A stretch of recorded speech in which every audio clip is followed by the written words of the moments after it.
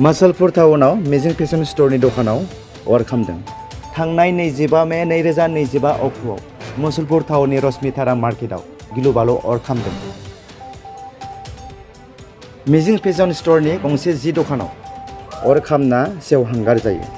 मिथिनो मोननाय बायदिब्ला दखान गलादारा 2 बाजियाव दखान बन्द खालामना न'आव ओंखाम जानो थांनाय समावनो बेलासिनि 2:30 कारेन्ट बर्डआव सर्ट नांना अर खामो।